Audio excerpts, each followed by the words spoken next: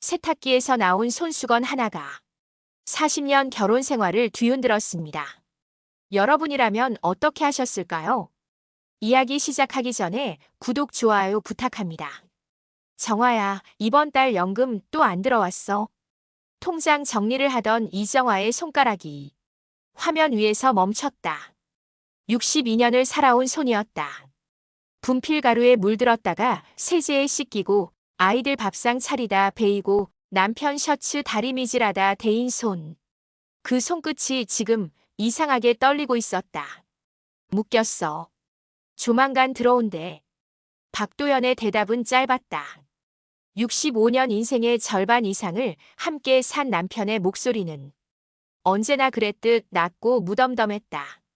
거실 소파에 앉아 리모컨을 만지작거리는 그의 뒷모습은 평온했다. 아니, 지나치게 평온했다. 마치 연습한 것처럼. 정화는 고개를 끄덕였지만 가슴 한구석이 서늘했다. 결혼 40년 동안 연금이 늦은 적은 단 한 번도 없었다. 도연은 그런 사람이었다. 매달 15일이면 정확히 입금 확인을 하고 통장을 정화에게 건네며 이번 달 생활비라고 말하던 남자. 그런데 왜 갑자기? 저녁 뭐 먹을래? 정화가 물었다. 도연은 TV 화면만 바라보며 대답했다. 아무거나. 난 뭐든 좋아. 그 한마디가 이상하게 가슴에 걸렸다. 아무거나라는 말 뒤에는 무관심이 숨어 있었다. 아니, 무관심보다 더 무서운 것. 회피였다. 저녁을 준비하며 정화는 세탁기를 돌렸다. 빨랫감을 꺼내다가 그녀의 손에 무언가 부드러운 천 조각이 걸렸다. 흰색 손수건. 레이스가 달린 여성용. 정화는 자신의 것이 아니라는 걸 단번에 알았다. 그녀는 이런 걸 쓰지 않았다. 실용적인 면 손수건만 썼다. 그런데 이건 달랐다. 모서리에 작은 자수가 새겨져 있었다. 작은 매듭꽃 하나. 누군가 정성스럽게 수놓은 흔적. 이게 뭐지? 정화는 손수건을 들어 빛에 비춰봤다. 희미하게 향수 냄새가 났다. 은은하고 달콤한 정화가 절대 쓰지 않는 종류의 향. 순간 가슴속 어딘가에서 차가운 바람이 불어왔다. 도연의 셔츠 주머니에 들어있었던 걸까? 아니면 바지 주머니? 정화는 빨래를 되짚어봤지만 어디서 나왔는지 기억이 나지 않았다. 그저 하얀 천 조각 하나가 마치 누군가의 속삭임처럼 그녀의 손에 남아있을 뿐이었다. 저녁 식탁 위에 된장찌개가 부글부글 끓었다. 도연은 여전히 무표정한 얼굴로 숟가락을 들었다. 잘 먹겠습니다. 정화는 손수건을 앞치마 주머니에 넣은 채 조용히 물었다. 오늘 어디 다녀왔어? 응? 그냥 동네 한 바퀴 돌았지. 산책? 응. 얼마나? 1시간 좀 넘게. 정화는 숟가락을 내려놓지 않았지만 시선은 남편의 얼굴에 고정됐다. 도연은 눈을 마주치지 않았다. 그저 찌개만 떠먹을 뿐이었다. 요즘 산책 자주 하네. 운동 좀 해야지. 나이가 있는데. 그 대답은 틀린 게 없었다. 하지만 정화는 알았다. 남편이 거짓말을 할 때의 습관을. 눈동자를 살짝 왼쪽으로 돌리고 숟가락을 조금 더 빨리 움직이는 것. 40년을 함께 산 여자는 남자의 거짓말도 외운다. 그날 밤 정화는 잠이 오지 않았다. 옆에 누운 도연은 코를 골며 깊이 잠들어 있었다. 평온한 얼굴. 너무 평온해서 오히려 의심스러운 얼굴. 정화는 천천히 이불을 걷어내고 거실로 나왔다. 달빛이 창문을 통해 들어왔다. 그녀는 도연의 외투 주머니를 뒤졌다. 아무것도 없었다. 가방을 열어봤다. 영수증 몇 장, 지갑, 그리고 낡은 수첩 하나. 수첩을 펼쳤다. 거기엔 날짜와 시간이 빼곡하게 적혀 있었다. 10월 3일 오후 2시, 10월 7일 오후 3시, 10월 10일 오후 2시 30분. 모두 정화가 모르는 약속들이었다. 그리고 마지막 페이지에 작은 글씨로 적힌 한 줄. 소라에게 이번 달까지. 정화의 심장이 쿵 소리를 내며 떨어졌다. 소라? 누구지? 아침 햇살이 부엌을 밝혔지만 정화의 마음은 어두웠다. 도연은 언제나처럼 일어나 세수를 하고 커피를 마셨다. 정화는 그의 뒷모습을 바라보며 물었다. 오늘도 산책 나가? 응. 날씨 좋으니까. 어디로? 도연이 잠시 멈칫했다. 그리고는 태연하게 대답했다. 동네 공원 쪽. 정화는 고개를 끄덕였다. 하지만 그녀의 눈빛은 이미 결심을 담고 있었다. 오늘은 따라가 보기로 했다. 평생 남의 뒤를 밟아본 적 없는 여자가 처음으로 남편을 미행하기로 마음먹었다. 오후 2시 도연은 집을 나섰다. 정화는 5분 뒤 조용히 뒤를 따랐다. 모자를 눌러쓰고 선글라스를 꼈다. 마치 드라마 속 주인공처럼. 하지만 가슴은 드라마가 아니었다. 현실이었다. 도연은 공원으로 가지 않았다. 대신 큰 길을 따라 걸었다. 버스를 탔다. 정화도 같은 버스에 올랐다. 뒷자리에 숨듯 앉아서 남편의 뒷모습만 응시했다. 새 정거장을 지나 도연이 내렸다. 정화도 뒤따라 내렸다. 그리고 그가 멈춰 선 곳은 작은 카페였다. 소라의 오후. 카페 간판이 햇빛에 반짝였다. 정화는 숨을 멈췄다. 수첩에 적힌 그 이름. 소라. 도연은 카페 안으로 들어갔다. 정화는 길 건너편 나무 뒤에 몸을 숨기고 창문을 바라봤다. 그리고 그녀는 봤다. 창가에 앉은 젊은 여자. 30 후반쯤 보이는 단정하고 부드러운 인상의 여자. 그녀가 도연을 보며 웃었다. 따뜻한 미소. 너무 따뜻해서 정화의 가슴이 얼어붙는 미소. 도연도 웃었다. 정화가 본 적 없는 표정으로. 그는 집에서 절대 그렇게 웃지 않았다. 언제나 무덤덤하고 조용하고 감정을 드러내지 않는 남자였다. 그런데 지금 그는 웃고 있었다. 마치 젊은 시절로 돌아간 것처럼.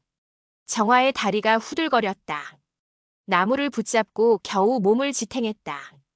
눈물이 날 것 같았지만 나오지 않았다. 그저 목구멍이 막힌 것처럼 숨이 막혔다. 두 사람은 마주 앉아 커피를 마셨다. 여자가 무언가를 말하자 도연이 고개를 끄덕였다. 그리고 가방에서 봉투 하나를 꺼냈다. 두툼한 봉투. 여자가 그걸 받으며 고개를 숙였다. 감사의 표시처럼.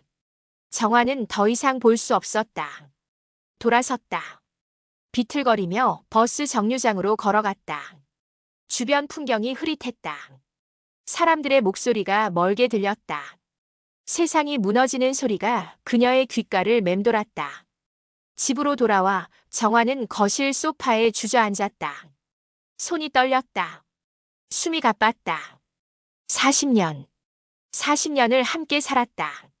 새 아이를 낳고 밤을 새워 간호하고 시부모 장례를 치르고 명절마다 음식을 장만하고 남편의 외로움을 달래주고 그렇게 살아왔다. 그런데 이게 뭐지? 저 여자는 누구지? 왜 남편은 저렇게 웃고 있었지? 정화는 앞치마 주머니에서 하얀 손수건을 꺼냈다. 작은 매듭꽃 자수. 이게 저 여자의 것일까? 현관문이 열렸다. 도연이 돌아왔다. 그는 신발을 벗으며 태연하게 말했다. 다녀왔어. 날씨 좋더라. 정화는 손수건을 주먹 안에 숨기고 천천히 고개를 들었다. 어디 갔다 왔어? 공원. 공원? 응. 정화는 웃었다. 차가운 웃음이었다. 거짓말. 도연의 얼굴이 굳었다. 뭐? 당신 카페 갔다 왔잖아. 공기가 얼었다. 도연의 눈빛이 흔들렸다. 정화는 천천히 일어나 그에게 다가갔다. 그리고 손수건을 그의 앞에 던졌다.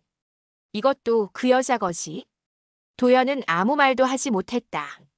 그저 바닥에 떨어진 하얀 천 조각을 바라볼 뿐이었다. 정화의 목소리가 떨렸다. 분노와 배신 그리고 슬픔이 뒤섞인 목소리. 평생 나한테 이랬어. 숨기고 속이고 거짓말하고. 난 당신이 어떤 사람인 줄 안다고 생각했는데. 정화야, 그게 아니라. 그럼 뭐야? 정화의 비명 같은 외침이 집안을 울렸다. 도연은 고개를 떨구고 한참을 침묵했다. 그리고 작게 떨리는 목소리로 말했다. 미안해. 내가 말 못한 게 있어. 그 한마디는 칼이었다. 정화의 가슴을 갈라놓는 칼. 정화는 웃었다. 하지만 그건 웃음이 아니었다. 이를 드러낸 신음에 가까웠다. 말 못한 게 있다고?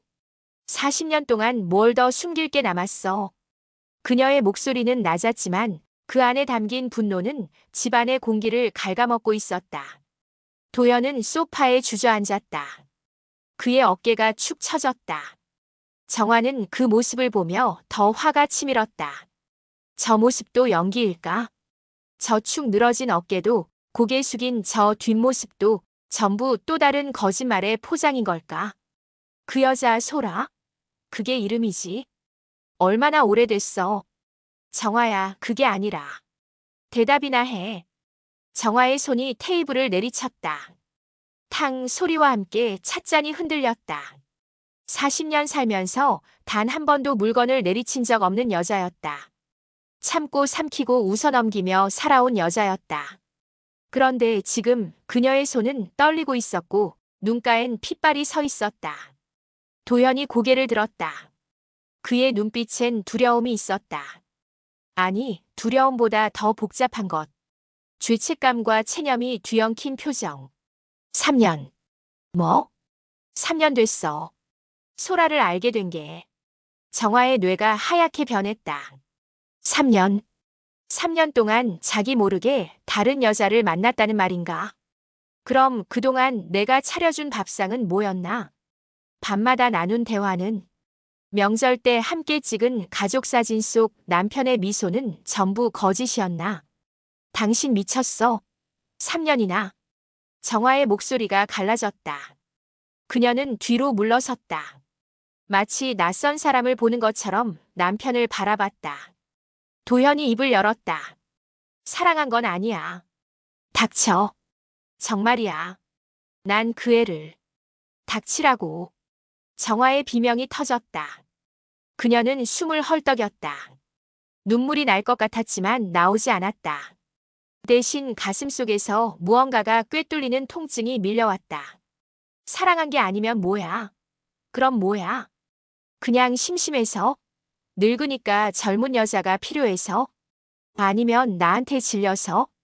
도연은 대답하지 못했다. 그저 고개를 저었다. 하지만 그 침묵이 더 잔인했다. 정화는 천천히 그에게 다가갔다. 그리고 그의 얼굴을 똑바로 쳐다봤다. 당신 지금 날 우습게 보는 거야?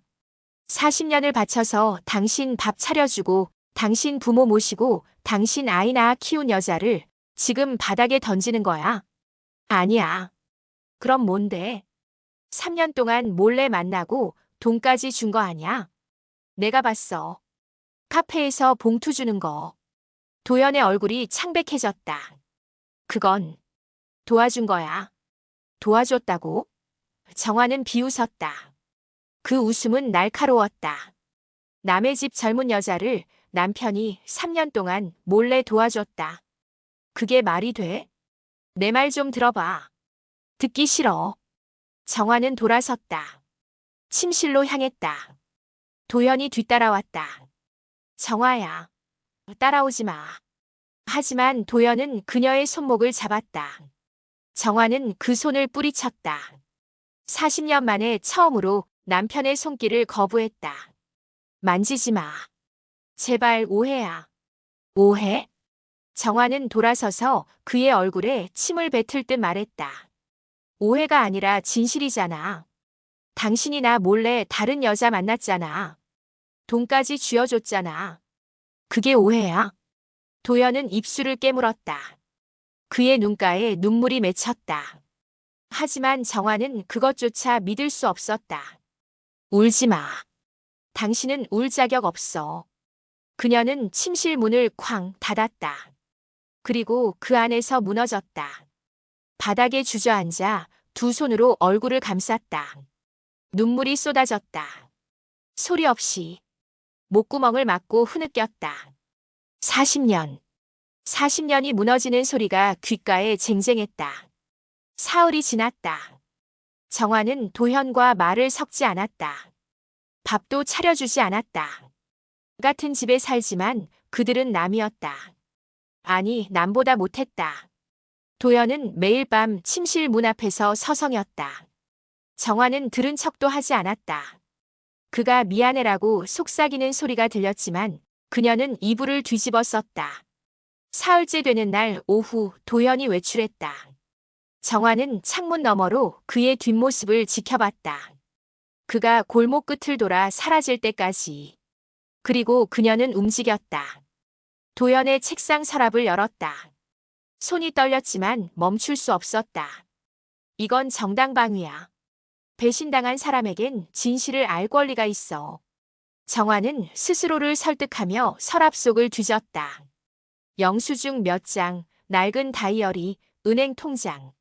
그리고 제일 밑에 갈색 봉투 하나. 정화는 그걸 꺼냈다. 봉투 겉면엔 아무것도 적혀 있지 않았다. 하지만 무게감이 심상치 않았다. 그녀는 봉투를 뜯었다. 안에서 나온 건 서류 뭉치였다. 첫 장에 적힌 제목. 대출 보증인 계약서. 정화의 손이 멈췄다. 그녀는 천천히 서류를 읽었다. 차주 한소라. 대출 금액 8천만 원. 보증인 박도현. 대출 목적 카페 운영자금 및 의료비. 의료비? 정화는 다음 장을 넘겼다. 거기엔 병원 진단서가 끼워져 있었다. 환자명 윤정혜. 병명 말기 간암. 보호자 한소라 딸. 정화의 머릿속이 하얗게 변했다. 윤정혜. 한소라의 어머니. 그럼 도현은 병원비를 대신 갚아주고 있었던 건가? 하지만 왜 남의 집 병원비를? 그녀는 서류를 더 넘겼다. 그리고 마지막 장에서 손글씨로 적힌 메모 하나를 발견했다. 도현 아저씨, 평생 잊지 않을게요. 우리 엄마는 아저씨 덕분에 마지막을 편안하게 보냈어요. 정말 고마워요. 소라. 정화는 메모를 읽고 또 읽었다. 도현 아저씨? 그 호칭이 가슴에 박혔다. 남편을 아저씨라고 부르는 여자. 정화는 서류를 다시 봉투에 넣었다. 손이 떨렸다. 머릿속이 복잡했다. 사랑이 아니라 동정이었을까? 아니면 죄책감? 도현은 왜 남의 집 병원비까지 책임진 걸까? 8천만 원이면 적은 돈이 아니었다. 그들 부부의 노후 자금이 거기 묶여 있었던 거였다. 그럼 연금이 안 들어온 것도. 정화는 고개를 저었다. 아니야. 이건 말이 안 돼. 아무리 착한 사람이라도 남의 집 병원비를 8천만 원이나 대신 갚아줄 이유가 없어. 뭔가 더 있어. 정화는 서류를 다시 꺼내 찬찬히 읽었다. 그리고 대출 날짜를 확인했다. 2022년 10월 15일. 3년 전. 정화는 그날을 기억했다. 도현이 갑자기 은행 좀 다녀오겠다고 했던 날.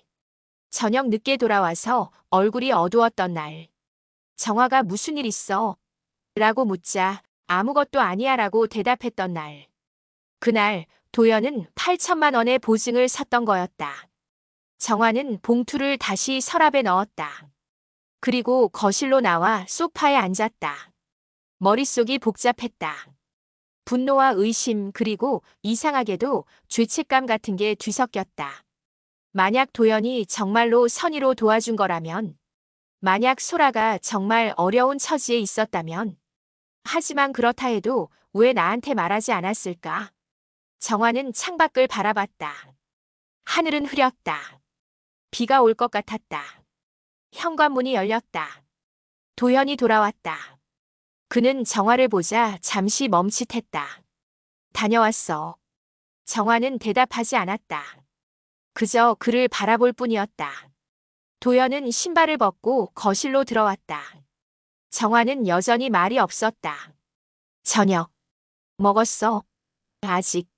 짧은 대답이었지만 사흘 만에 처음 나눈 대화였다. 도현은 조심스럽게 그녀 옆에 앉았다. 정화는 몸을 돌렸다. 하지만 일어나지는 않았다. 정화야, 내 말 좀 들어줄래? 정화는 천천히 고개를 돌렸다.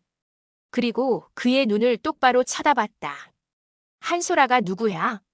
도연의 얼굴이 굳었다. 어떻게? 서랍을 뒤졌어. 나쁜 여자지. 하지만 당신이 먼저 나쁜 남편이었어. 정화의 목소리는 차가웠지만 떨리고 있었다. 8천만 원. 보증. 병원비. 그게 다 뭐야? 도연은 한참을 침묵했다.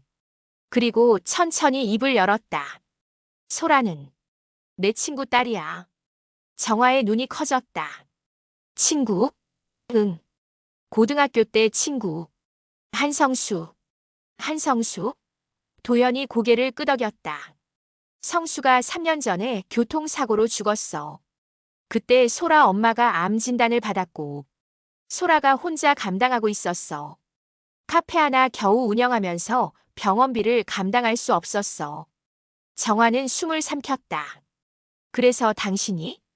성수가 살아있을 때 나한테 부탁했어. 내가 없으면 소라 좀 챙겨달라고. 난 거절할 수 없었어. 도연의 목소리가 떨렸다. 그의 눈가에 눈물이 맺혔다. 성수는 내 유일한 친구였어. 고등학교 때 내가 왕따 당할 때 유일하게 내 편이었던 친구.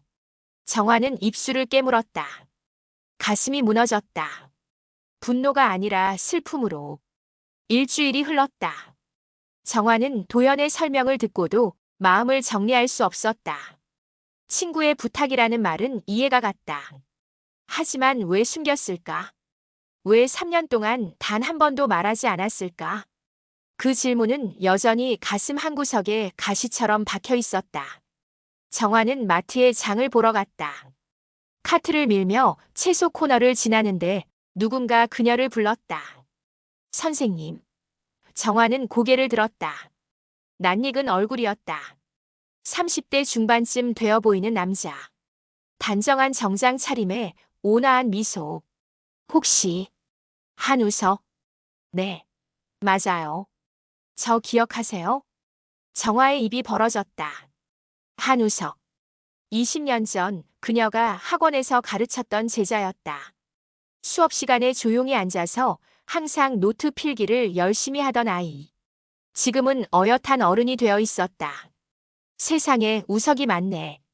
많이 컸네. 이제 30 중반이에요. 선생님은 여전하시네요. 정화는 웃었다. 오랜만에 나온 진짜 웃음이었다. 우석은 장바구니를 들고 그녀 옆에 섰다. 요즘 어떻게 지내세요? 그냥. 그럭저럭. 너는? 저는 괜찮아요. 회사 다니면서 평범하게 살고 있죠. 둘은 잠시 일상 이야기를 나눴다. 그런데 우석이 문득 물었다. 선생님, 혹시 소라의 오후라는 카페 아세요? 정화의 손이 굳었다. 카트를 잡은 손에 힘이 들어갔다. 소라의 오후? 네. 제 누나가 운영하는 카페예요. 우리 동네에 있는데 커피 정말 맛있어요. 정화는 숨을 삼켰다. 누나. 한소라가 한우석의 누나. 너 누나가. 한소라야? 선생님이 어떻게 아세요? 우석은 신기한 듯 웃었다. 하지만 정화의 얼굴은 창백했다. 혹시 너희 아버지 이름이 한성수 씨였니? 우석의 얼굴이 어두워졌다. 네. 3년 전에 돌아가셨어요. 교통사고로. 정화는 눈을 감았다. 머릿속이 복잡하게 돌아갔다. 도연이 말했던 친구 한성수. 그리고 그의 딸 한소라.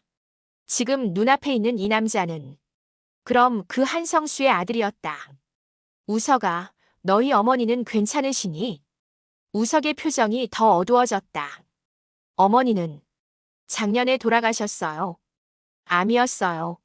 그랬구나. 정화는 가슴이 먹먹했다. 윤정혜. 서류에 적혀있던 그 이름. 말기 간암. 결국 돌아가셨구나. 힘들었겠다. 네. 근데 박도연 아저씨 덕분에 어머니가 마지막을 편안하게 보내셨어요. 정화는 귀를 의심했다. 박도연 아저씨? 네. 선생님 남편분이시잖아요.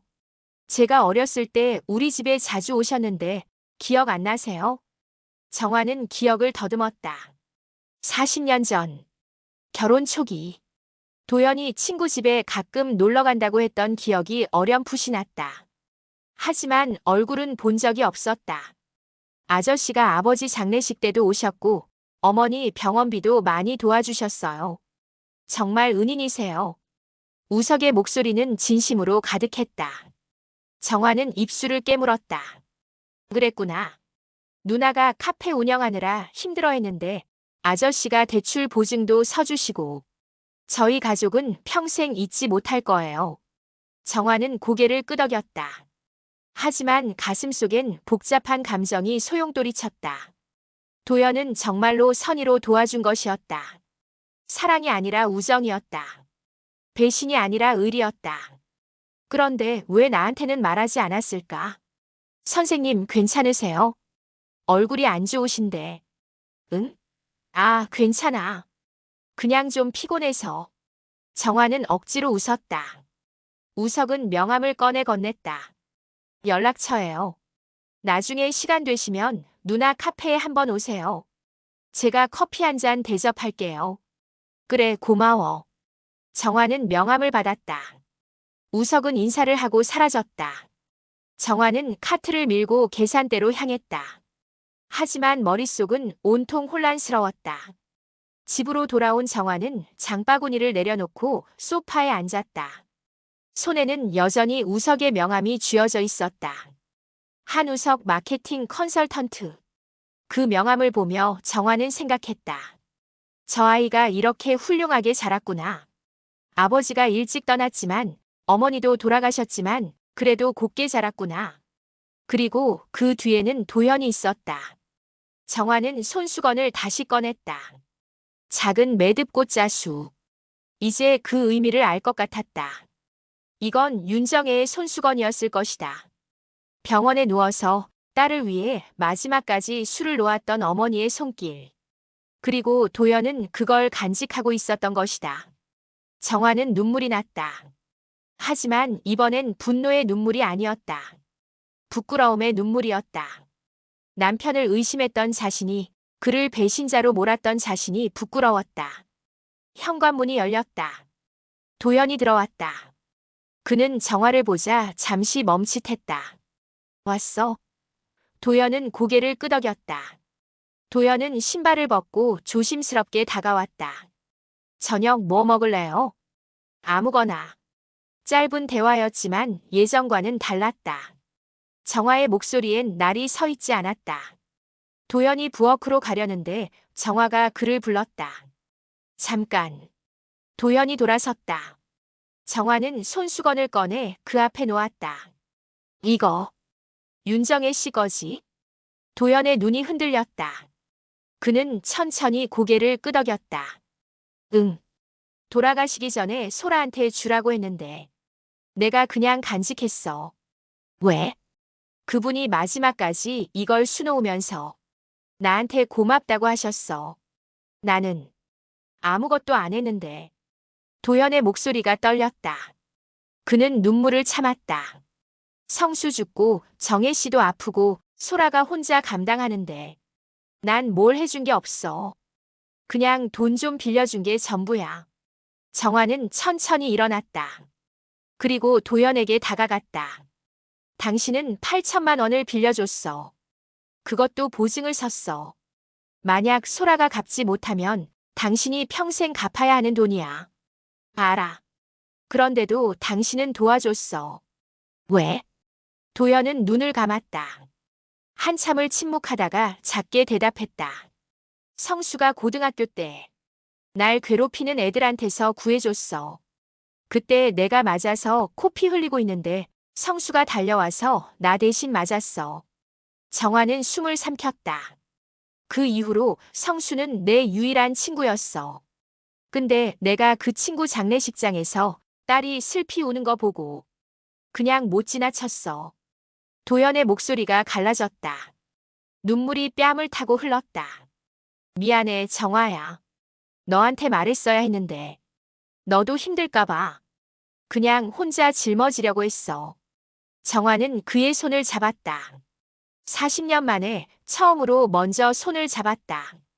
바보. 응? 당신 혼자 짊어질 이유가 없잖아. 우린 부부잖아. 도연은 정화를 바라봤다. 그의 눈엔 놀라움과 안도가 섞여 있었다. 용서해 줄 수 있어. 정화는 잠시 침묵했다. 그리고 천천히 고개를 끄덕였다. 용서할 게 뭐 있어. 당신은 잘못한 게 없어. 다만, 응? 다음엔 말해줘. 혼자 끙끙 앓지 말고. 도연은 고개를 끄덕이며 정화를 안았다. 오랜만에 느끼는 남편의 체온이었다. 정화는 그의 등을 두드렸다. 마트에서 한우석 만났어. 응? 한소라 동생. 우리 옛날 제자. 도연은 놀라서 물러섰다. 정말? 응. 그 애가 다 말해줬어. 당신이 얼마나 도와줬는지. 도연은 입술을 깨물었다. 정화는 미소 지었다. 당신 참 바보야. 착한 바보. 정화야. 이제 내가 알았으니까 소라 씨 만나러 가자. 나도 인사해야지. 도연은 고개를 끄덕였다. 하지만 눈엔 여전히 걱정이 어려 있었다. 괜찮겠어? 괜찮아. 아니, 괜찮게 만들 거야. 정화는 손수건을 집어들었다. 이거 소라한테 전해줘야지. 어머니가 남긴 거니까. 도연은 정화를 바라봤다. 그의 눈엔 사랑이 가득했다. 40년을 함께 산 사람만이 나눌 수 있는 깊고 묵직한 사랑. 진심으로 고마워 여보. 정화는 웃었다. 오랜만에 듣는 여보라는 호칭이었다. 이제 저녁이나 먹자. 배고파. 둘은 부엌으로 향했다. 그리고 함께 저녁을 준비했다. 말은 많지 않았지만 공기는 따뜻했다. 창밖으로 해가 지고 있었다. 붉은 노을이 거실을 물들였다. 정화는 도연의 뒷모습을 보며 생각했다. 사람을 이해한다는 건 용서하는 것보다 어렵다. 하지만 이해하고 나면 용서는 자연스럽게 따라온다. 그리고 정화는 이제 이해했다. 다음 날 오후 정화와 도연은 함께 소라의 오후를 찾았다. 정화의 손엔 하얀 손수건이 작은 보자기에 쌓여 있었다. 도연은 문 앞에서 잠시 망설였다. 정말 괜찮아? 괜찮다니까. 들어가. 정화가 먼저 문을 열었다. 종소리가 경쾌하게 울렸다. 카페 안은 따뜻했다. 창가로 들어오는 햇살, 은은한 커피향, 그리고 조용히 흐르는 재즈 음악. 카운터 뒤에서 한 여자가 고개를 들었다. 한소라였다. 38살이지만 동안이었다. 깔끔하게 묶은 머리, 수수한 앞치마, 그리고 온화한 미소. 어서 오세요. 소라가 인사했다. 하지만 도연을 보자 그녀의 표정이 밝아졌다. 아저씨, 오랜만이에요. 소라야, 오늘은 우리 집사람이랑 같이 왔어. 도연이 정화를 소개했다. 소라는 잠시 놀란 듯 했지만 곧 공손하게 인사했다. 안녕하세요. 한소라입니다. 아저씨한테 정말 많이 들었어요. 나도 많이 들었어. 정화의 대답은 짧았지만 날카롭지 않았다. 소라는 안도의 한숨을 내쉬었다.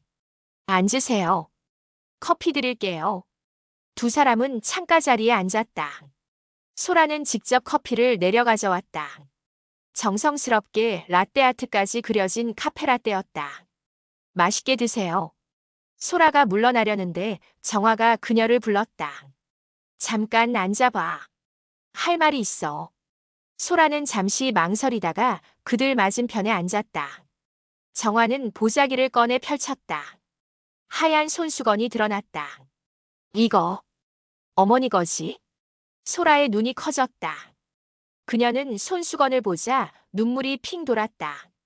엄마가, 어떻게 이게 여기 있어요? 우리 집 세탁기에서 나왔어. 아저씨가 간직하고 있었나 봐. 소라는 손수건을 들어 얼굴에 댔다. 희미하게 남아있는 어머니의 향기가 느껴지는 듯 했다. 그녀는 소리 없이 울었다. 엄마가 돌아가시기 전에 이거 수놓으면서 도연 아저씨한테 꼭 전해달라고 하셨어요. 그런데 제가 깜빡했어요. 정화는 가만히 그녀를 바라봤다. 소라의 눈물은 진심이었다.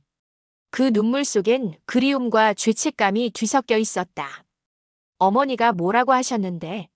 소라는 눈물을 닦으며 대답했다. 아저씨는 정말 은인이다. 남편 죽고 내가 아픈데도 그 사람만은 우릴 버리지 않았어. 고맙다고 전해줘. 정화의 가슴이 먹먹했다. 도연은 고개를 숙이고 아무 말도 하지 못했다. 아저씨가 아니었으면 엄마는 병원에도 못 가셨을 거예요. 마지막 1년 엄마가 웃으면서 지낼 수 있었던 건 아저씨 덕분이에요. 소라는 도연을 바라보며 고개를 숙였다. 정말 감사합니다. 평생 잊지 않을게요. 도연이 손사래를 쳤다. 아니야. 난 아무것도 안 했어. 그냥. 아저씨는 모르세요. 아저씨가 얼마나 큰 일을 하셨는지. 소라는 정화를 바라봤다. 사모님, 아저씨는 정말 좋은 분이에요. 제가 카페 운영하면서 힘들 때마다 아저씨가 찾아와서 커피 한 잔 마시고 가셨어요. 그게 얼마나 큰 힘이 됐는지 몰라요. 정화는 고개를 끄덕였다. 이제야 이해가 됐다. 도연이 3년 동안 그녀에게 숨겼던 이유. 그건 죄책감이 아니라 배려였다. 정화가 걱정할까봐 혼자 조용히 짊어진 무게였다. 소라 씨. 정화가 입을 열었다. 나도 미안해. 오해했어. 당신을. 아니에요. 소라가 고개를 저었다. 당연히 오해하실 수 있어요. 저도 만약 제 남편이 다른 여자를 몰래 만났다면 똑같이 생각했을 거예요. 소라는 미소 지었다. 쓸쓸하지만 따뜻한 미소. 사모님, 아저씨를 놓치지 마세요. 세상에 이런 사람 흔하지 않아요. 정화는 눈시울이 뜨거워졌다. 그녀는 남편의 손을 잡았다. 남편도 그녀의 손을 꽉 잡았다. 세 사람은 잠시 침묵했다. 하지만 그 침묵은 불편하지 않았다. 오히려 포근했다. 소라가 일어나며 말했다. 커피 더 드릴게요. 오늘은 제가 쏘는 거예요. 아니야, 우리가. 안 돼요. 오늘만큼은 제가 대접할게요. 소라는 카운터로 향했다. 정화는 그녀의 뒷모습을 보며 생각했다. 저 여자도 힘들었겠구나. 아버지 잃고 어머니 잃고 혼자 감당하면서 카페 운영하느라. 얼마나 외로웠을까. 도연이 정화에게 속삭였다. 미안해. 이제 그만해. 미안하다는 말. 정화는 웃었다. 이제부터는 함께 짊어지자. 당신 혼자 아니야. 도연은 고개를 끄덕이며 정화를 안았다. 카페 안에서 햇살 아래서 두 사람은 서로를 꽉 껴안았다. 집으로 돌아오는 길 정화는 남편의 팔짱을 꼈다. 오랜만에 느끼는 설렘이었다. 마치 젊은 시절로 돌아간 것처럼. 소라 씨 괜찮은 사람이더라. 그치? 친구 닮아서 착해. 그래도 다음부터는 말해줘. 혼자 끙끙 앓지 말고. 알았어. 두 사람은 천천히 걸었다. 저녁 노을이 하늘을 붉게 물들이고 있었다. 정화는 하늘을 보며 말했다. 참 웃기지? 난 당신 평생 다 안다고 생각했는데 몰랐던 게 이렇게 많았어. 나도 그래. 당신이 이렇게 이해해줄 줄 몰랐어. 정화는 빙긋 웃었다. 40년 살았는데 이제라도 알게 됐으니 다행이지. 집 앞에 도착했다. 현관문을 열고 들어서는데 우편함에 편지 한 통이 꽂혀 있었다. 정화가 꺼내보니 은행 봉투였다. 안에는 통장과 메모 한 장이 들어있었다. 사모님께 이건 아저씨가 보증 서신 금액입니다. 제가 3년 동안 모은 돈으로 전액 상환했습니다. 아저씨한테는 비밀로 해주세요. 아저씨가 알면 화내실 거예요. 정말 감사했습니다. 사모님과 아저씨 오래오래 행복하세요. 소라올림. 정화는 통장을 펼쳤다. 8천만 원이 고스란히 입금되어 있었다. 여보, 이것 봐. 남편이 편지를 읽고 눈을 동그랗게 떴다. 소라가 다 갚았어. 그러게. 3년 만에. 도연은 입술을 깨물었다. 눈물이 글썽였다. 그 애가 얼마나 힘들었을까. 정화는 남편을 안았다. 그러니까 당신은 착한 거야.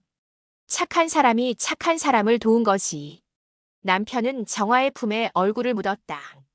그리고 조용히 울었다. 40년을 함께 산 아내 앞에서 처음으로 목 놓아 우는 남자. 정화는 그의 등을 토닥였다. 아무 말도 하지 않았다. 그냥 토닥토닥 등을 두드렸다. 얼마나 지났을까. 남편이 고개를 들었다. 눈가가 빨갛게 부어 있었지만 표정은 평온했다. 고마워, 여보. 뭐가? 날 믿어줘서. 정화는 웃었다. 당신이 날 속일 사람이 아니란 걸 알아. 40년을 함께 산 게 헛된 게 아니지. 남편도 웃었다. 두 사람은 손을 맞잡고 거실에 앉았다. 창밖으로 밤이 내려앉고 있었다. 별이 하나둘 떠올랐다. 정화는 별을 보며 중얼거렸다. 인생 참 길어. 그동안 몰랐던 것도 많고 오해한 것도 많고. 그러게. 그래도 이제라도 알게 돼서 다행이야. 도연은 정화를 바라봤다. 나 없으면 어떻게 살려고 그래? 정화는 픽 웃었다. 무슨 소리야? 당신이 나보다 먼저 가면 안 돼. 약속해. 약속 못해. 사람 일은 모르는 거야. 그럼 억지로라도 약속해. 두 사람은 웃었다. 오랜만에 나눈 농담이었다. 남편이 부엌으로 가서 커피를 내렸다. 소라의 카페에서 사온 원두였다. 고소한 향이 집안을 가득 채웠다. 자, 마셔봐. 도연이 커피를 건넸다. 정화는 한 모금 마셨다. 쓰지만 달콤했다. 인생처럼. 맛있네. 그치? 다음에 또 가자. 소라 카페. 그래. 두 사람은 커피를 마시며 창밖을 바라봤다. 밤은 깊어갔지만 집안은 따뜻했다. 정화는 남편의 손을 잡았다. 주름진 손이었지만 여전히 온기가 느껴졌다. 여보. 응? 당신의 비밀, 이제 따뜻하게 이해할게. 도연은 미소 지었다. 그리고 정화의 손을 꽉 잡았다. 고마워. 창밖으로 바람이 불었다. 나뭇잎이 바스락거렸다. 어디선가 고양이 울음소리가 들렸다. 그리고 집안에는 두 사람의 조용한 숨소리만이 흐르고 있었다. 사람은 누구나 비밀이 있습니다. 하지만 모든 비밀이 나쁜 건 아닙니다. 때로는 사랑하는 사람을 지키기 위한 침묵도 있습니다. 40년을 함께 산다는 건 서로를 다 안다는 게 아닙니다. 매일 조금씩 더 알아가는 것이지요. 그리고 그 과정에서 우리는 용서하고 이해하고 사랑하는 법을 배웁니다. 정화와 도연의 이야기는 여기서 끝나지만 그들의 인생은 계속됩니다. 오늘도 내일도 그 다음 날도 함께 이야기를 들어주셔서 감사합니다. 구독과 좋아요는 채널에 도움이 됩니다. 여러분의 사연을 댓글에 남겨주세요.